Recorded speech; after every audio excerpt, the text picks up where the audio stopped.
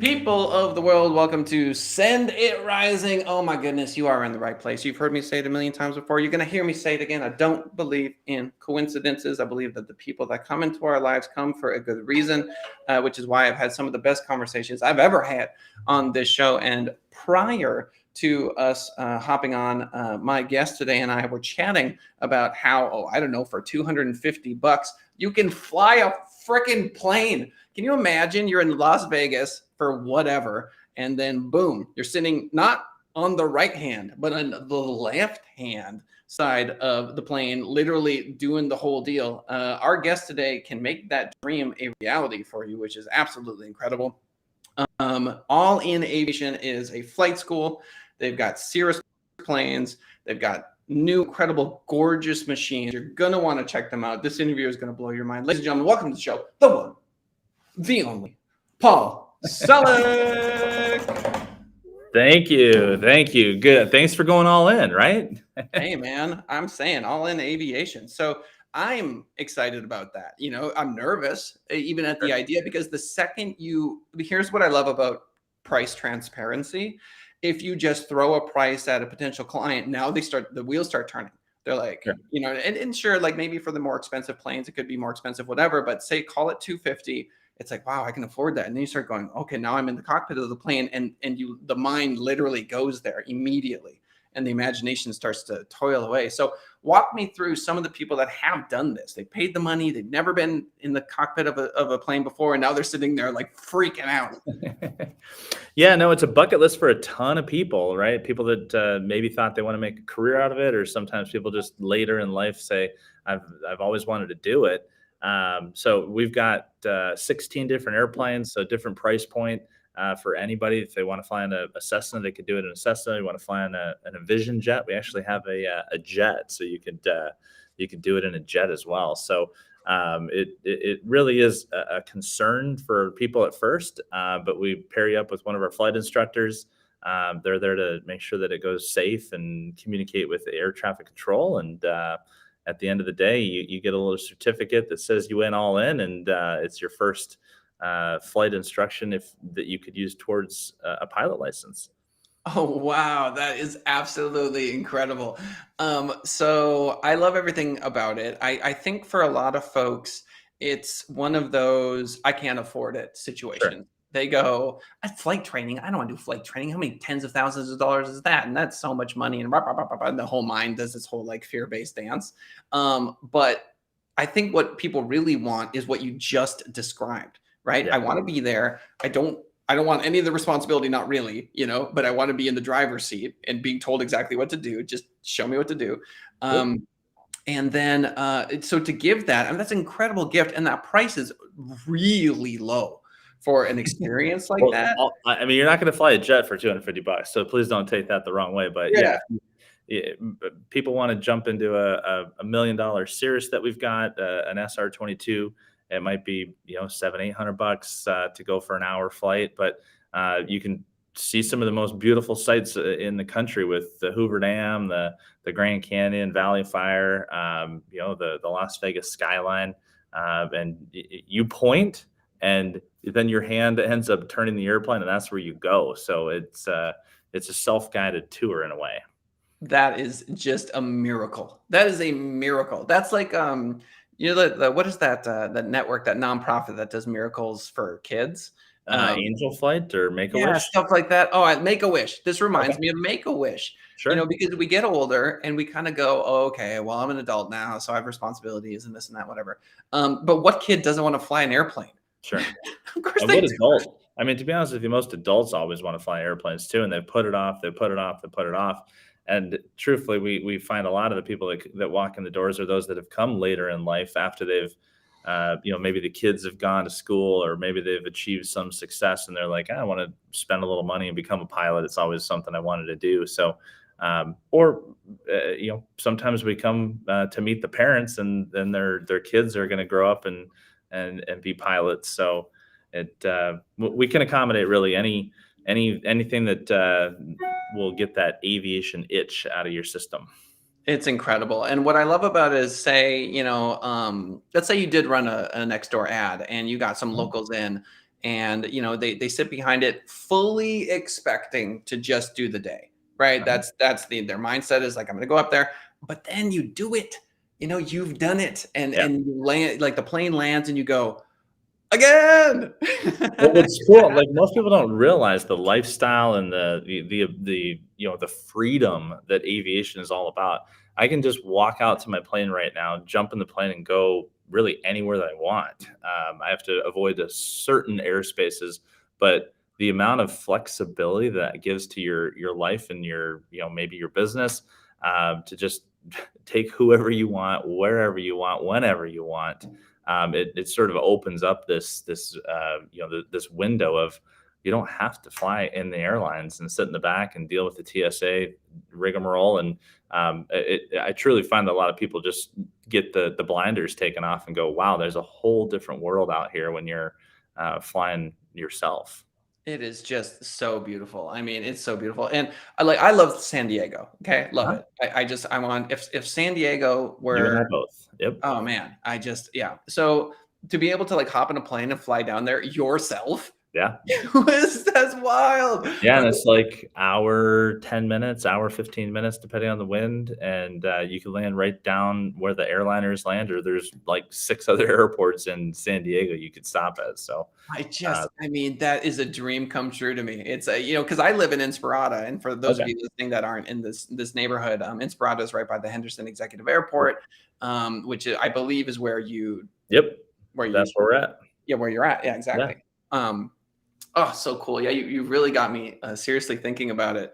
I have seen some charters that will Mhm. do things like flights to San Diego and that sort of stuff on a private jet, whatever that Mhm. means, say with like Sure. 10 passengers, 5 passengers, whatever, that are much more reasonably priced than I thought they would be. Sure. You know what I mean? So I had this notion, especially growing up in Mandan, North Dakota, you Oh, know. that's where I got married. What? You did not get married in Yeah, I Mandan, North sure Dakota. did. What are you Yeah, I went to talking school at about? University of North Dakota. I met my wife from Center, North Dakota, and we got married in Mandan. So, What? yeah. Okay, for the listeners, iTunes, Spotify, YouTube.com/Send It Rising after the fact, nobody ever in the history of ever outside of North Dakota even says the words Mandan together, let alone knows how to pronounce them. You got to tell me this story. What? Yeah, I mean, so the University of North Dakota is the biggest aviation school in the world. So I went to school there to be an airline pilot, and I met my wife there, and her family's in the farming world in big, flat land center North Dakota, and that's where they wanted the wedding. So yeah, Mandan, and then our reception was at the Ram Coda. You probably know the Ram Coda there. Ah, what is happening? That is so funny. The world is so incredibly small. Yeah, Mandan had probably population 20,000 nowadays. It was 15,000 Probably. when I was growing Yep. up. Bismarck, 80, 90,000 maybe. It's the capital city, but like, North Dakota's the population of North Dakota, Wyoming, Montana, and like some other state in that area is less than like LA County. You know what For I mean? So it's Yeah. just not. No, we love living in Vegas, though. I mean, no one ever had a heart attack shoveling sunshine, right? Yeah. I'm gonna use that for sure. Okay, absolutely incredible that you got married in Mandan, North Dakota. Yeah, 18 years. That's born and raised. Okay, so there's someone out there listening right now that's like, okay, maybe I will, right? Maybe I will when next time I'm in Vegas. How hard is it to kind of like set this up, make these decisions? Can you do it on the website? Do you have to make a phone call, go through the different planes? Like, what's that look like? Yeah, so I mean, you can send an inquiry in an email, but it's best to get on the phone with one of our flight training advisors and get it scheduled. We get people that call us literally day of that'll say, "Hey, Mm, I'm in town. I heard about you. You got any availability this afternoon?" And we have 16 airplanes now. We've got 12 flight instructors, so we normally can do things pretty quickly with getting something booked. And the planes have 4 seats, so one of them is going to be with my flight instructor, one of them is going to be with you. But if you're in town with your loved ones, they oftentimes will come along for the ride. So mhm. that's an option as well. Yeah, that is just so cool. You can't swap who's doing, like, it's one pilot per, right? You can't be like, Yeah, halfway I through mean, this other person's gonna hop in the seat. What some people will do if they want to do swapping is we'll take off, we'll fly to one airport, we'll Ah, land at that airport, get ah, out, switch seats, and then fly back. I see. Something like a Kingman, Arizona, like fly to Kingman. It's maybe a 20-minute flight. You sort of Ah. get the experience and then switch it up. So yeah, that's an option too. Okay, that's very cool. I like that. Yeah, because, I bet there are people out there that are sort of like, "Yeah, we both want to," like Yeah. she wants to, I want to, what are we gonna do? Yep. That's so cool. I feel like having children, the grocery store is interesting again. The park is interesting again. Yeah. And do you get that same satisfaction from taking people up? Obviously, your flight instructors are doing a lot of that, but I'm sure every now and then you're up there. I do. Yeah, I take people that have never been exposed to aviation flying all the time. I can Uh, tell you that every single person that does it has a smile from ear to ear. They want to take a ton of pictures. They want to share the story. It really is. I said it before, but I'll say it again. Like the freedom of aviation, where there's it's a three-dimensional world, and you get to experience the third dimension with you being at the controls is something that it's hard to verbalize, but to experience, it's out of this world. Oh, it's absolutely incredible. And aviation, over the next 10, 15, 20 years is going to look so wild with all the technology coming out. Yeah, Um, and people really do not want to fly on the airlines anymore. So we've oof. had a really big boom with all this COVID stuff, where people say, "Hey, I want to take the reins of my life and be able to travel at my own leisure," and they're learning how to fly and saying no to the airlines and like we've never seen before. Oh, you know what? Because to be honest with you, sure, I might go to the East Coast sometime. I might go to Florida, but really, I just want a quick way to get to California. Yeah. Yep. You know what I Yeah, mean? we're doing I mean, I'll just give you a little example. We're gonna go to Disneyland with our kids. The park opens, I think, at 8 a.m. So we're gonna jump in the plane at 6 a.m. We're gonna land at the Fullerton Airport, which is like right around the corner. We'll Uber from the airport to Disneyland. We'll be there at 9 o'clock. Mhm. We wheels up out of Vegas at 7 and looking for Mickey Mouse at 9. It's kind of crazy. Yeah, it's just beautiful. I mean, it's the freedom that everyone wants. Yeah. Yep. The digital space is going to provide us with this really sort of demigod-like ability to teleport and to move through that kind of space. But the real world is still pretty interesting. I Yeah. do like the actual beach and the actual smell and the Yep. actual Disneyland. Um, so, price, in terms of, getting a license, A right? If license? someone is serious about it, they're like, "Okay, you know what? I love this. This is a lot of fun." What's the commitment? What's that look like? Sure. So the traditional flight school that you'll find all over the country utilizes probably the cheapest and oldest airplane that you can possibly find. That's oftentimes your age and my age combined. That's how old the airplane is. If you were to learn to fly in that, you're probably looking at $7,500. Mhm. All of our aircraft are pretty modern. They have computer screen displays, air conditioning. Our Cirruses have parachutes, so it's a more modern experience. And I'd say depending on which one you use, it's anywhere from 15,000 to 25,000 bucks. So I know that's a big range, but if you want your airplane to look like your car, you're going to pull into our parking lot versus most of the other flight schools that are using the older, cheaper technology. Okay, so let's say, someone spends $20,000 to Mhm. go through the certification. What time, how long are they How long does it take? studying? What's it look like? Yeah. Yeah, so it all depends on your level of commitment to the process, right? So if you only have 1 day a week, it's probably going to take you a couple of years to get it done. The FAA Wow. requires that you have a minimum of 50 hours of flight time, and a typical flight lesson is about an hour and a half. And if Mm. if you're only going to be seeing us once a week, you probably forgot what you learned the week before. Maybe you start losing some of those those lessons. If you're going to commit to the process, we have people that'll get it done in 3 weeks. Basically, Whoa. you fly every day for 3 weeks, and you'll get it done. Wow, that's incredible. 3 weeks. Yeah, Um, I mean, so it's an please don't hours set that thing. as the bar, but that's somebody that's like they're coming in every day. They're studying at night.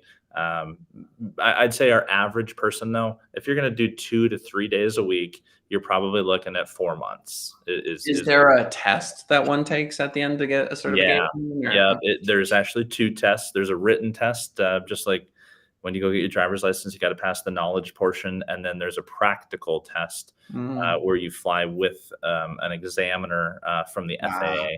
So Whoa. think of it like a driver's test, right? You got to, when you're 16, you got to go and prove that you can parallel park just in the same way you got to prove that you can take off and land and make sure you don't, bust any airspace. Whoa. I saw a TikTok the other day of some dude who, I shouldn't say some dude, some pilot who was communicating to his cabin. Okay, we're about to arrive in Dallas, whatever. Uh-huh. And then the air traffic controller says, "You can't let them do that, guys. You got to light them up." And then all the other captains of all of the other or the other pilots like, "Oh, we're in Dallas. How's the weather in Dallas? How are we doing?" He broadcast on like the main. Oops. Yeah, exactly. Oops. It happens more often than most people want to admit. You're listening to these cabin calls and you're like, wrong frequency, dude. Yeah. Exactly. So I mean, just there's a million different pieces of the puzzle, Yeah. and I'm sure it's like anything. You go down the path, and there's nuance and beauty and all that Yeah, sort of stuff. the vocabulary and the language of aviation is probably one of the things that takes people the most amount of time to grasp. Mm, The physical taking off and turning and flying the plane actually isn't that difficult. right. It's the communications with air traffic control, and it's the situational awareness to know where you are, and make sure that you're doing what you're supposed to do in that exact situation. Yeah. How do planes avoid hitting each other? Well, modern aircraft, the ones that we have, anyways, they have a whole bunch of traffic collision avoidance systems in them that will let you know when you're close to another airplane. Um, you actually, as the pilot, have to make the control of the aircraft to avoid it, but it will give you the information on where it is. Mm, Older aircraft, it's literally see and avoid, right? Keep your eyes out the cockpit, be looking outside, and make sure you don't hit anything or anyone. wow. So the 20K is spent, the license has been achieved. Mhm. Are these people buying planes, renting planes? What are people doing once they've gone through that process? Yeah, I mean, if you're in Las Vegas and you want to use brand new airplanes that we have and to be able to rent them, it's a very common thing if in bigger cities that have flight schools like ours to support the rental. In smaller, rural environments, a lot of times, yeah, people are just having to buy their own aircraft. Mm, I tell people if you're going to fly more than 100 hours a month, or excuse me, a year, 100 hours a year, that owning an airplane makes more sense than renting one. right. But below 100 hours a year, you may as well let us deal with all the maintenance and Maintenance and and that, the right. insurance and all that stuff. So what's rental look like? Let's say someone wants to take a trip down to San Diego and they're Yep. going to be there for 2 nights, right? So there's that sort of thing too, because the plane's going to be sitting there in some airport somewhere else. Yeah, so we rent it by the hour. The engine is running. So when the engine's running, that's what you pay for. Um, our least expensive airplane is $215 an hour, Mm-hmm. and our most expensive prop plane is $600 an hour. Mm-hmm. So if you wanted to go to San Diego, let's say you wanted to do it in a Cirrus, a brand new Cirrus, you're probably looking at 3 hours of prop turning time. Oh, I see. Right, an hour 15, hour and a half there, hour 15, hour Mm-hmm. and a half back, Mm-hmm. at $500 an hour, so $1,500. Right. Um, and remember, you can take 4 people, so if you divide that up and you compare it to an airline, you're probably pretty close. Right. Also, you're flying your own plane to San Diego. You know what I mean? Like, which experience would you rather have? Exactly. That There's nothing like the freedom of, like, if you're just enjoying. I used Disneyland earlier. If you're just enjoying it and you're like, hey, can we stay a little bit later? You don't have the stress of like, oh crap, my flight is at this time. I need to be at TSA at this. Like, you just right. go until you're like, Totally avoiding TSA. Well, I mean, what is security like when you have your own plane? I mean, airports are secure, environments, right? it's a national Yeah. security interest to make sure that people aren't just wandering onto airports. But once you're on the airport, if you're a pilot and you prove yourself to be a pilot at the airport, there's not the TSA. You literally just go out to your plane and load it up pre-flight So, and go. yeah, yeah, walk me through that. So let's say it's me and two other people, right? And we walk into the airport. What do we do? Where do we go? So if you walk into the airport here, anyways, let's just Sure. pretend you're here. You'd basically get the keys to the plane, right? We know who you are. We already have your pilot credentials, so we would just like when you go to the rental car desk, they sort of give you the keys, Right, and then right. you'd walk out to the plane and pre-flight it, make sure it's safe for the flight, and then off you go. If you park it there in San Diego, of course they know who you are because you landed and you Right. checked in when you landed there. So when you leave, you're probably going to pay for your fuel bill or whatever and settle up, and then out you go. Oh, pay for your fuel bill. What's that like? Well, I mean, if you're going to Because go to they're San, fueling for you. yeah, I yeah, so see. you land there tonight and tell them, hey, I'll be leaving tomorrow at 4 p.m. If you can put 30 gallons in there for me or whatever, Right. they'll gas it up for you. Oh, yeah, of course. Because what are you gonna do? Stop by the local Yeah, Tesoro? I don't think so. yeah. Which is not the same fuel, obviously. No, it's not. It's 100 octane with a little bit of lead in it still. Right. Interesting. Wow. So what a fascinating world. So what got you into this initially? I mean, were you 6 years old with the little plane, kind of like running around the backyard? Yeah, I went to, so my dad and both my grandfathers were both pastors, and my family always wanted me to be a pastor, and I always looked at the sky and wanted to, see the world. Still Uh, in the heavens, though. exactly. So I literally went to North Dakota, having never flown an airplane before, thinking I sure as heck hope I like this because I moved all the way from Pennsylvania to North Dakota to learn to Uh, fly That's and so make a career wild. out of it. And Yeah. yeah, it was just sort of a passion that I hadn't tasted, but I knew that I wanted to travel. It was really my attraction, was to be able to go all over the place. Oh, that's so cool. Did you ever play Nintendo back in the day? A little bit, yeah. The old school one that you had to blow on the Yeah, cartridge. I gotta blow the cartridge. Does Final Fantasy ring a bell? It doesn't. That's No. okay. So there's this game, Final Fantasy, right? And there's a moment after, especially when you're like 7 years old, it's a very difficult game. And you get to this point where this airship comes out of a desert and you get freedom for the first time in the game. Like you've had to slog by walking everywhere, and there's these monsters all over the place. You're like, it's so annoying. And the second you get the airship, there are no monsters. You're totally free, and you can explore all these places that you just couldn't get to before. Mhm. Um, and it's this incredible feeling. It is. A friend of mine was like, he describes his life as trying to chase that feeling of getting the airship in Final Fantasy. He's been all over the world. He's a traveler, right? Because he just loves that sensation. And I think there's a huge difference between, hey, I booked my flight to XYZ location and I'm going to go fly myself there Sure. personally. You And you can't really buy that difference, right? Because you just have to do the training. Like, I don't care if you're a billionaire, like, you can't go fly your own plane. You still need the, you still get another training and knowledge. yeah.